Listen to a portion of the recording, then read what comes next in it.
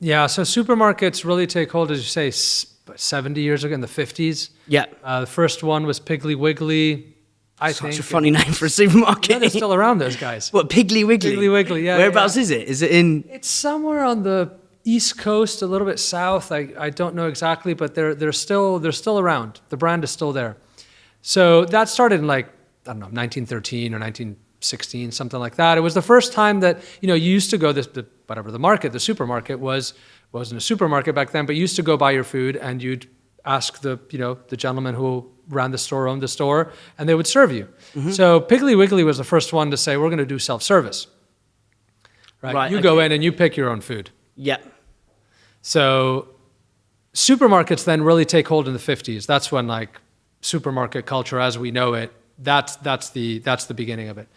And what happens with supermarkets is that they take advantage of our inbuilt habits, psychology, the way that we behave, the way that we, consume. Habits were changing. Let's go into the habits bit, because I think we've reverse the habits to make the change. But so World War II happens. Women go out into the workforce. They come back, and by then things had changed. Right, you start getting a lot more two-income households, where both man and woman are going out into the workforce. That means less time to cook. That means that convenience starts becoming a habit, right? Or a desire, a need, whatever you want to call it. Right? Convenience starts becoming interesting with less time to cook. Some of the cooking and culture, and obviously this happens in the US where it's a little bit like the UK. Gastronomy has never been as ingrained as it has been in a culture like the Italian or the Japanese. So we lose the cooking at home, start losing a lot of that. We want convenience, and pricing becomes much more important, pricing and choice.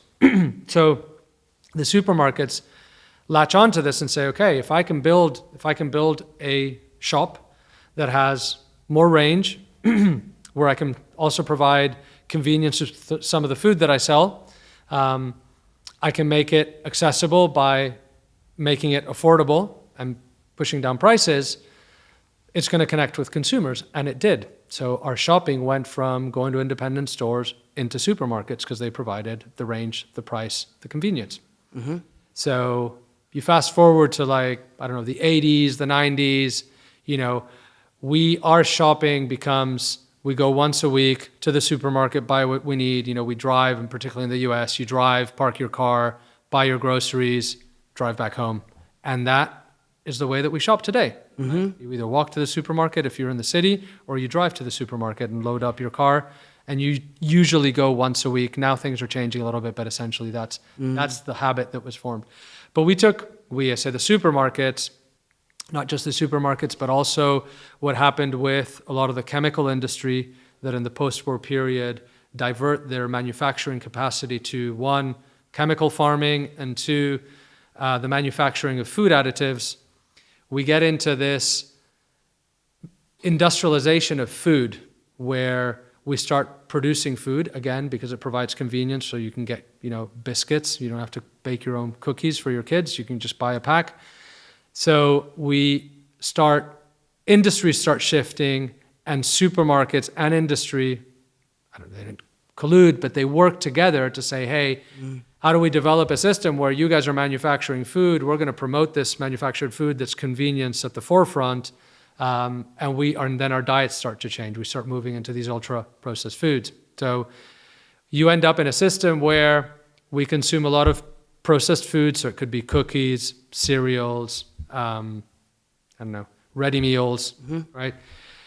And you do that in a supermarket environment that is pushing you to shop from the center of the supermarket, so the non-fresh, rather than the perimeter, which is where you tend to find the meat and fish counters and produce. That then led into how that fed through to the consumption of produce, the lack of seasonality in produce, and again pushing habits and convenience. So you have blueberries year round, strawberries year round. Do you think what's the human sort of incentive with that? Is it greed? Like, how do we get to this fucked up situation? Is it our desire for people at the top who want to like their self-interests? Like, because I think it's kind of unintended consequences. From that angle. Not from like the nefarious CEO angle. I don't mean like that. I mean like almost zooming out and seeing like, is our desire for progress also our Achilles heel? Does that make sense? Yeah. What's your take on it? I think so one angle is the consumer angle, right? Why did consumers accept it? And I think the evolutionary answer to that is we like convenience. Yeah. Right? Don't want to walk too far from the fire to get your berries. Exactly. Yeah, so you will, if you can avoid walking upstairs, you will. Right? Yeah. So great, right? I don't need to cook, or I can get a packet of biscuits, right? I can go to the supermarket and do my shop all in one go rather than going into 5 stores. Fantastic, right? You've given consumers something that it's just like the bliss factor, like chocolate, right? It hits those trigger points. So yeah, we'll eat a bag of Doritos in one go. So one evolutionary element is the desire for convenience, and I think the other one is the fact that we need to eat to survive, and we are naturally inclined to eat and store calories. So if I can engineer food that you're going to eat more of, which is exactly what happened, I'm going to eat more of it because, that's how we've been designed to evolve. It's adaptive, really. It's adaptive, yeah. If you're being a bit of a fat fuck back in the Neanderthal day, I can't say it, days was very advantageous, right? But it's just now like it's fucked because it's interesting how you're saying the incentives from the consumer angle. What about the incentives from the business? From the business, like what does that tell us about human nature? Is that our desire for? Again, I think it probably boils down to like protection, really. Like ultimately, protection of self, not of others. I think it's the capitalist system, right? As you said, maybe I don't know. You maybe can call it greed. I don't necessarily call it greed. I think there's if you think of Sam Walton, I don't think he was greedy. I think he was an entrepreneur. For listeners, he was Walmart founder. Yeah, exactly. He was the Walmart founder. Yeah, he just loved growing his business. Yeah.